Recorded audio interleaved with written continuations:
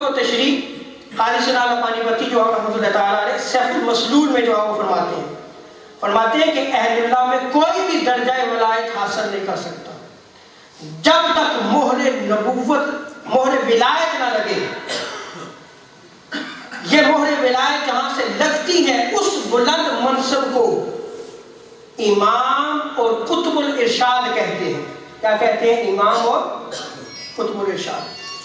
جو اس پہ فائز ہوتا ہے اس کے ذریعے آگے ساری ولایت تقسیم کی جاتی ہے. کائنات میں جو بھی ولی ہوگا وہ اس منصب کے ذریعے آگے جو ہے وہ اس کا اعلان ہوگا. اس سٹیٹس کا اس مقام کا نام کیا ہے؟ امام یا قطب الارشاد. آگے فرماتے ہیں کہ یہ منصب ظہور آدم علیہ السلام کے زمانہ سے حضرت مولا علی المرتضیٰ کرم اللہ وجہہ کی روح پاک کے لیے مقرر تھا اور پھر آپ کی اولاد اطہار کو یہ منصب عطا ہوا. یہ اہل بیت اطہار کے ساتھ وہ جو قرآن اور اہل بیت کا تعلق ہے نا اس کو سمجھے ذرا. آج ہماری سنی مساجد میں یہ آبھاس نہیں ہوتی, اس تعلق کو بیان نہیں کیا جاتا کہ قرآن اور اہل بیت اطہار کیا ہے. حضور نے اتنے فرامین اور آخری عمر کے سارے حصے میں اتنی آپ نے جو ہے وہ وصیت فرمائی اہل بیت کے ساتھ اچھا سلوک کرنا, ان کے ساتھ تعلق کو قائم کرنا. یہ دونوں قرآن اور اہل بیت جدا نہیں ہوں گے یہاں تک کہ حوض کوثر پہ ان سے ملاقات کریں گے.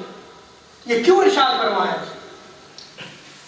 اب وہ جو فریضہ دعوت اللہ کا سر انجام دینا تھا وہ حضور علیہ السلام کی اولاد اطہار کو عطا ہوا, اور اس میں حضرت مولا علی اور مرتضیٰ رضی اللہ تعالیٰ عنہ کے حوالے سے قاضی ثناء اللہ پانی پتی نے یہ بیان فرمایا. آگے دیکھیں امام ربانی حضرت مجدد الافسانی مکتوبات میں مکتوب نمبر 123 123 میں آپ فرماتے ہیں کہ ایک راہ وہ ہے جو قرب ولایت سے تعلق رکھتی ہے. کس سے تعلق رکھتی ہے؟ قرب ولایت سے تعلق رکھتی ہے. اور راہ سلوک اسی راہ سے عبارت ہے, اور اس راہ کے واصلین کے پیشوا اور ان کے سردار جو اس راہ کے واصلین جو پہنچتے ہیں ان کے پیشوا, ان کے سردار اور ان کے بزرگوں کے منبع فیض مولا علی المرتضیٰ ہے.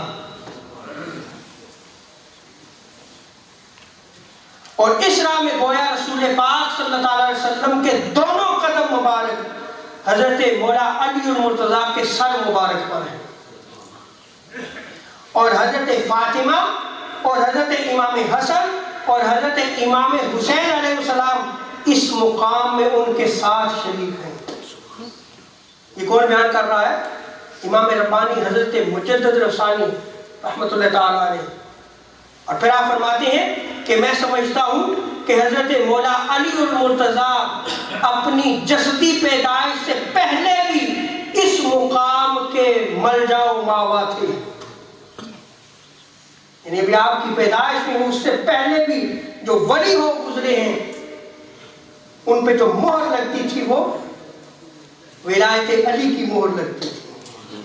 یہی قاضی ثناء اللہ پانی پتی نے بھی بیان کیا, اور یہی حضرت مجدد الافسانی رحمۃ اللہ تعالیٰ علیہ بھی بیان فرمائے. جیسا کہ آپ جسدی پیدائش کے بعد ہیں اور جسے بھی فیض و ہدایت اس راہ سے پہنچتی ہے ان کے ذریعے پہنچتی ہے, اور پھر یہ عظیم منصب ترتیب وار حضرات حسنین کریمین کو سپورٹ کیا گیا, ان کو عطا ہوا, امام حسن اور امام حسین.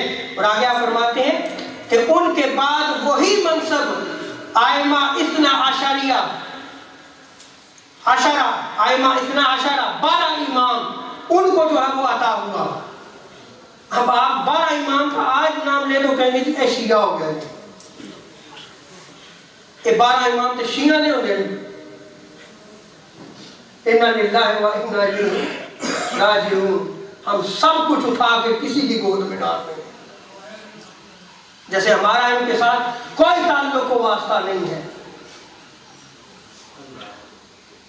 یہ بات یاد رکھ لیں کہ یہ اہل بیت اور یہ امام ہمارے امام ہیں.